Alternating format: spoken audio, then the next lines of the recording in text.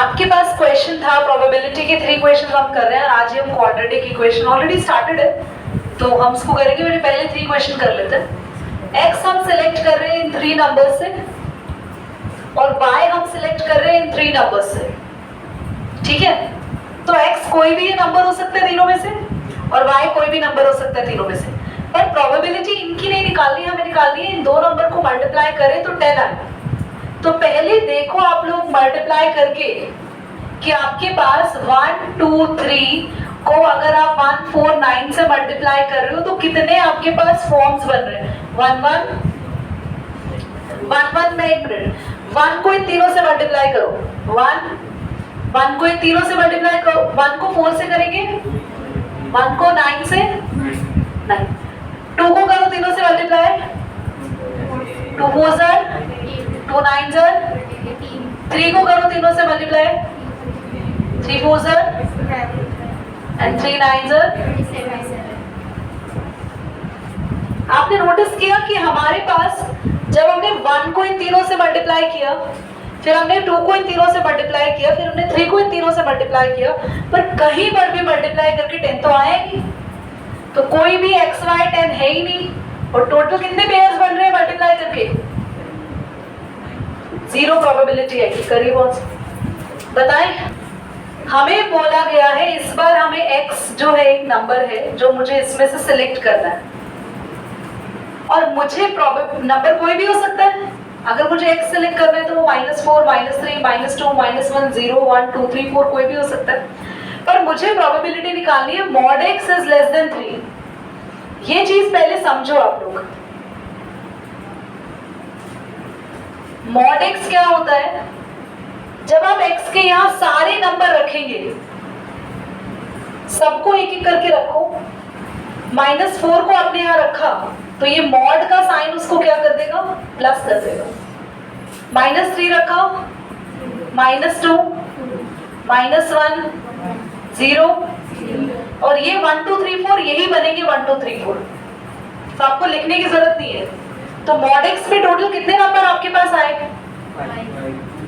दीदी आपने ये क्यों नहीं रखे x में? क्योंकि इनको रखते तब भी वही मिलता 1 2 3 4। मुझे प्रोबेबिलिटी निकालनी है जब mod x क्या हो 1 से 3 से छोटे mod x में कितने नंबर है? 3, और टोटल नंबर्स कितने हैं? 9, यानी कि 1/3। ठीक है, कर लेंगे। क्वेश्चन नंबर 3 में था आपके पास टोटल कार्ड्स है 52, और क्वेश्चन में ही दे रखा है आपको कि आपके पास फेस कार्ड्स कितने हैं? 12। प्रोबेबिलिटी निकालनी थी नॉट फेस कार्ड्स की, तो नॉट फेस कार्ड्स बहुत सिंपल है भाई। 52 में से 12 को माइनस करो, कितना आएगा? 48, और टोटल ये सबका सही था। आप फ्रैक्शन को सिंपल फॉर्म में कन्वर्ट कर सकते हैं। बस है, ये क्वेश्चन मैं ऑलरेडी करा चुकी हूँ, बट फिर भी रिपीट करा रही हूँ। The area of the rectangular plot is, area of rectangular plot कितना है? एरिया रेक्टेंगुलर प्लॉट का 5.8। अब हमें क्वेश्चन कह रहा है, ध्यान से सुनेंगे। Length of the plot is 1 more than twice its breadth। Length क्या है प्लॉट की? 1 more than है twice its breadth। ध्यान से सुनना, कह रहा है कि जो लेंथ है, ये रेक्टेंगुलर प्लॉट है, लेंथ जो है आपके पास वो 1 more than और ब्रेथ के ट्वाइस है, कि यानी कि 1 मोर करो और ब्रेथ को ट्वाइस करो, तब जाके तुम्हें क्या मिलेगी? लेंथ। तो तुम्हें लेंथ को लेट करना है या ब्रेथ को लेट करना है? ब्रेथ को, क्योंकि उसी को ही लेट करने पर उसी को 2 से मल्टीप्लाई करके 1 ऐड करके हमें लेंथ मिलने वाली है ना। ब्रेथ के साथ ये सब छेड़छाड़ करेंगे तो लेंथ मिल जाएगी। तो आप लेट करेंगे यहाँ पे, लेट द विड्थ या फिर उसको ब्रेथ भी कहते हैं ऑफ रेक्टेंगुलर प्लॉट कितनी हो गई बताएं? x। नाउ लेंथ लेंथ कितनी होगी बताएं जल्दी से, 2, ब्रेथ का डबल और उसमें 1, बस ये ब्रेथ का डबल और 1 ऐड करने पे लेंथ मिल रही है। अब हम क्वेश्चन के अकॉर्डिंग जाएंगे क्योंकि क्वेश्चन ने हमें एरिया दिया है जो कि 528 है। एरिया होता है लेंथ इनटू में ब्रेथ। लेंथ हमने रखी है बच्चों और ब्रेथ दोनों के बीच में साइन है मल्टीप्लाई का तो डॉट लगा दिया। x को अंदर अगर ब्रैकेट के पास लेके जाओगे 2x से मल्टीप्लाई करोगे 2x, 1 से मल्टीप्लाई होगा x इक्वल टू में 528, यहाँ आके माइनस करेंगे और बस आपको इस एक्सरसाइज में इक्वेशन ही बनानी है, सॉल्व इसे नहीं करना। We need to find the integers. Second का सेकंड पार्ट। क्लास बोल रहा है question product of 2 positive integers consecutive. पहले तो कॉन्सेक्यूटिव समझते हैं। कॉन्सेक्यूटिव नंबर्स वो होते हैं जो एक के बाद एक आते हैं। जैसे कि 1 का कॉन्सेक्यूटिव होता है 2, 1 का 0 भी हो सकता है क्योंकि 1 का उस नंबर के साथ पेयर जिसके वो साथ आता है काउंटिंग में, तो 1 तो भैया 0 के साथ भी आता है। 2 का कॉन्सेक्यूटिव 3 भी हो सकता है और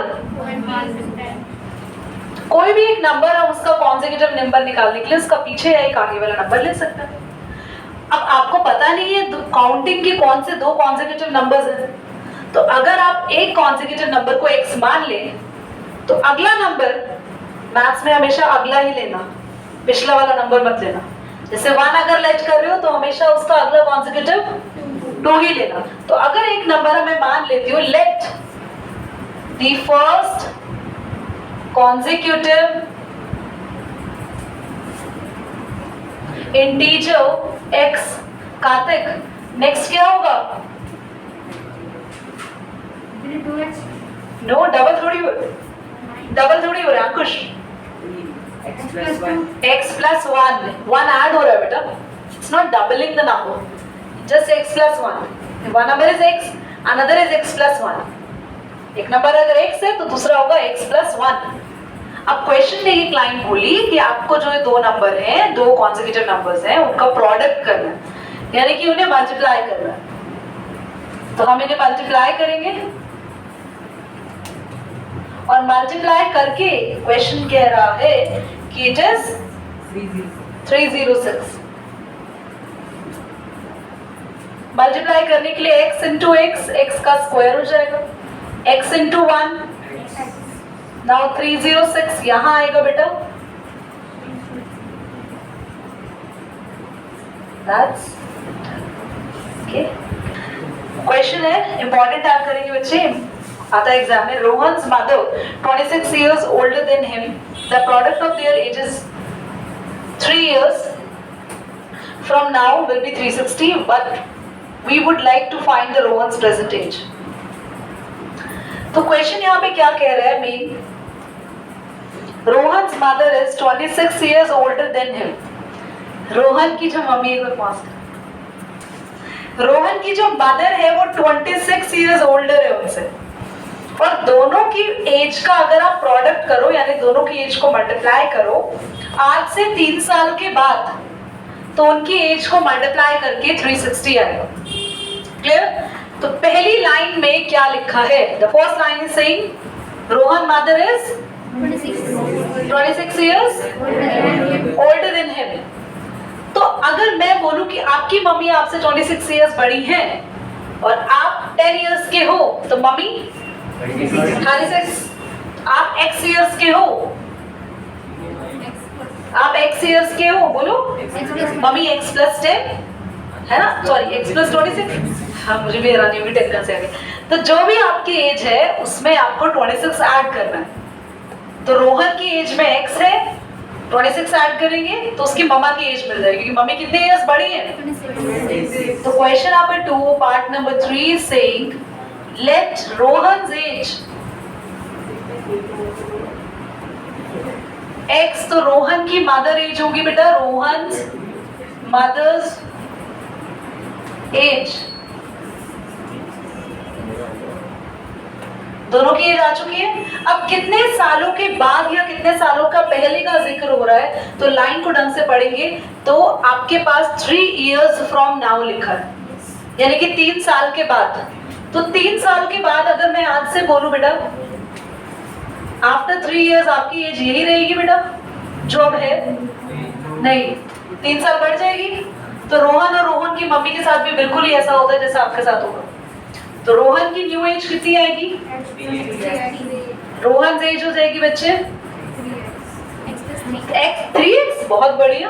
बस तुम तो मजेदार बात कर रहे हो कि आज आप 10 साल के हैं तो कल आप 30 साल के हो जाएंगे 3 साल के बाद। तुम तो कमाल का बढ़ रहे हो। 3x का मतलब होता है 3 गुना हो गए। अब जब भी आपसे एज वाले क्वेश्चंस आते हैं तो एज में 3 साल पहले या 3 साल बाद माइनस या प्लस ही होता है। अगर आप फ्यूचर जा रहे हैं एज में प्लस होंगे उतने साल, पीछे जा रहे हैं पास्ट में जा रहे हैं तो एज में उतने साल माइनस होंगे। ये मल्टीप्लाई का कोई चक्कर नहीं होता एज के साथ।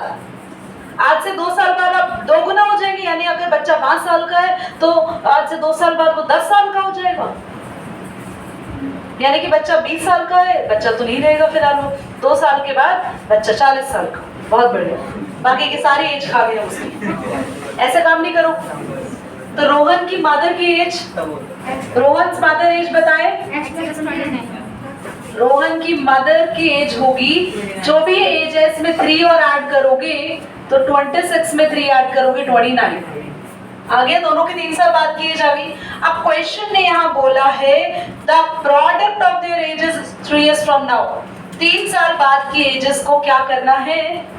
मल्टीप्लाई करना है। और क्या नंबर आना चाहिए? 360।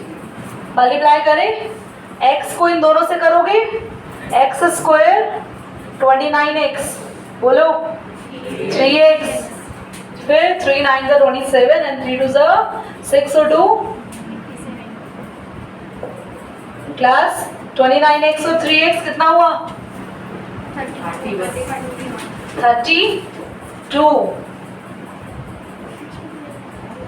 32x और आपके पास 8 जो है आप 87 जो है प्लस में और माइनस कर देंगे 360। किसी ने किया है माइनस? 273। चलिए माइनस का 273 आएगा क्योंकि बड़े नंबर के आगे माइनस का साइन है।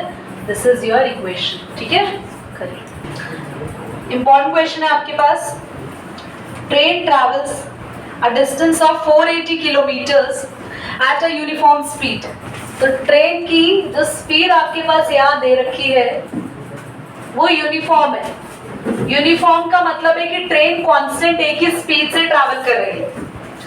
क्वेश्चन आगे कह रहा है If the speed had been 8 kilometre per hour less, ध्यान से देखिए बेटा, एक ट्रेन है कांस्टेंट स्पीड से ट्रैवल कर रही है। अगर हम उसकी स्पीड को 8 किलोमीटर पर आवर की स्पीड कम कर दें, मतलब फॉर एग्जांपल एक ट्रेन ट्रैवल कर रही है 100 किलोमीटर पर आवर से और हमने उसकी स्पीड अभी 8 कम कर दी, यानी कि अभी वो चल रही है 92 किलोमीटर पर आवर से। ठीक है, तो कह रहे हैं कि ट्रेन को 3 आवर्स ज्यादा लगेंगे। ऑब्वियसली तुम चल रहे हो और मैं तुम्हें पकड़ दूं पीछे से, स्पीड कम कर दूं तो तुम्हें तो देर से ही पहुंचोगे, तुम्हारी स्पीड कम हो गई। अब कह रहे हैं कि we need to find the speed of the train। हमें बताना है कि ट्रेन की स्पीड क्या है, कि ट्रेन कितनी स्पीड से चल रही थी पहले। चलो देखो क्लास, ट्रेन पहले यूनिफॉर्म स्पीड से चल रही थी।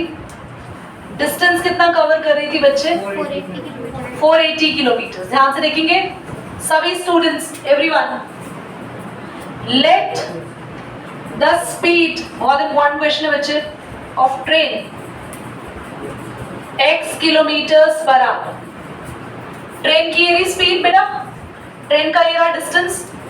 जल्दी से अगर हम बताएं तो हमारे पास टाइम का फॉर्मूला होता था एक। क्या होता है टाइम का formula? Distance upon speed. Distance upon में स्पीड। तो हम टाइम 1 निकालेंगे, डिस्टेंस तो यही है, पहले ट्रेन के स्पीड से चल रही थी x, हमने स्पीड x लिख दी, कोई doubt? Now train reduce speed bye 8 kilometres per hour. पहले ट्रेन की स्पीड x थी, अब ट्रेन उसी डिस्टेंस को कवर करने के लिए, डिस्टेंस में कम ज्यादा कुछ नहीं हुआ, ट्रेन पहले 480 किलोमीटर चल रही थी, अब भी 480 किलोमीटर से चल रही है, पर पहले train x kilometre per hour की स्पीड से चल रही थी, अब तुमने ट्रेन की स्पीड को 8 टाइम्स, नहीं सॉरी गलत बोला, 8 डिक्रीज कर दिया स्पीड से, 8 टाइम्स बार बार बोल रही हूँ मैं, 8 टाइम्स नहीं, 8 कम कर दिया, 8 लेस कर दिया। तो बच्चे नया टाइम आएगा नई स्पीड के साथ। अब मुझे आप लोग बताना प्लीज, पहले हम x स्पीड से चल रहे थे और अब हम कम स्पीड से चल रहे हैं, तो कब हमें ज्यादा टाइम लगेगा पहुंचने में? केस 2 या केस 1? Why not case 1? यहां ज्यादा टाइम क्यों लगेगा तनिषा? यहां ज्यादा टाइम क्यों लगेगा वंदना? क्योंकि स्पीड कम हो गई है। तनिषा आपका ध्यान कहाँ है बच्चे? क्योंकि स्पीड कम हो गई है, स्पीड कम हो गई तो हमें टाइम ज्यादा लगेगा पहुंचने में। बात समझ में आ रही है? यहाँ पे हम तेजी से चल रहे थे, x स्पीड थी, यहाँ पर x में से 8, तो टाइम ज्यादा लगेगा।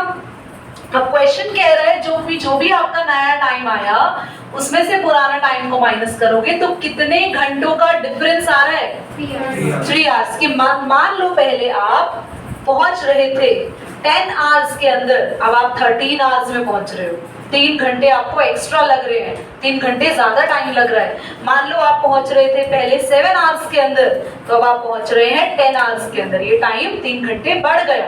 क्यों बढ़ गया टाइम? क्योंकि हमने स्पीड को कम कर दिया। समझ में आ रहा है आपको? तो टाइम 2 में से टाइम 1 माइनस किया तो क्वेश्चन ही कह रहा है कितने आवर्स का डिफरेंस आ रहा है। हम टाइम 2 पुट करते हैं और टाइम 1